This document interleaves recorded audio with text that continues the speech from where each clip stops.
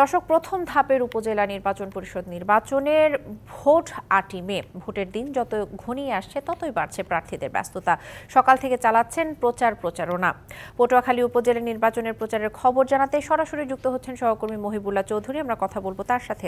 মহিবুল্লাহ, উপজেলা নির্বাচনের প্রচারণা কেমন দেখছেন, বিস্তারিত জানাবেন।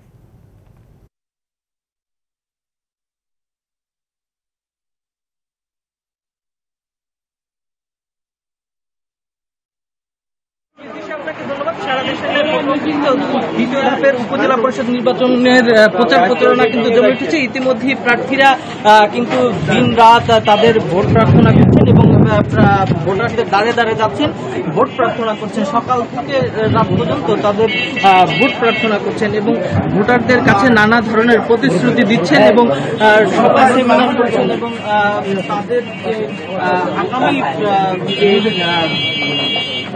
প্রতিশ্রুতি রয়েছে সেগুলো কিন্তু তারা দিচ্ছেন। আমরা একজন প্রার্থীর সাথে একটু কথা বলতে চাই। আপনি তো গলাচিপা উপজেলা পরিষদ নির্বাচনের একজন প্রার্থী, কেমন দেখছেন? আপনার জনগণের সাড়া কেমন পাচ্ছেন? ইনশাআল্লাহ জনগণের সাড়া মাশাআল্লাহ অনেক ভালো, কারণ আমি বিগত 5 বছরে এই জনগণের সুখে দুঃখে তাদের পাশে ছিলাম। বিশেষ করে গত নির্বাচনে আমি নৌকা মাকড়ার প্রার্থী ছিলাম বিদায় আজকেও এই এলাকার মানুষ, আমি যদিও ঘোড়া মাকড়া নিয়ে নির্বাচন করি, সমস্ত মানুষ মনে করে এই ঘোড়াটাই তাদের নৌকা। তারা নৌকা পেয়েছে, এই ঘোড়াটাকে নৌকা মনে করে, তারা সবাই রাস্তায় আছে এবং সমস্ত মানুষ, গ্রামগঞ্জের সমস্ত মানুষগুলো আজকে রাস্তায় আছে আমার সাথে। জি, আপনি জয়ের ব্যাপারে কতটুকু আশা? জয়ের ব্যাপারে শতভাগ আশাবাদী, কারণ এই এলাকার মানুষের উন্নয়নের কারণেই আমি 2 বার শ্রেষ্ঠ উপজেলা চেয়ারম্যান হয়েছি। যে কারণে মানুষ সবাই মনে করে এবং সমস্ত মানুষ আশাবাদী যে আমাকে নিয়ে আগামী 5 বছর তারা সুখে থাকবে, ভালো থাকবে, এটা মানুষের দরকার।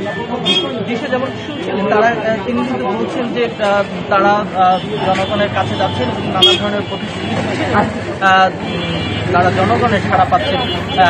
একটি বিষয় জানিয়ে রাখতে হয় যে পটুয়াখালী দ্বিতীয় ধাপে পটুয়াখালীর 3টি উপজেলায় নির্বাচন হচ্ছে, গলাচিপা, দশমিনা এবং বাউফল উপজেলা।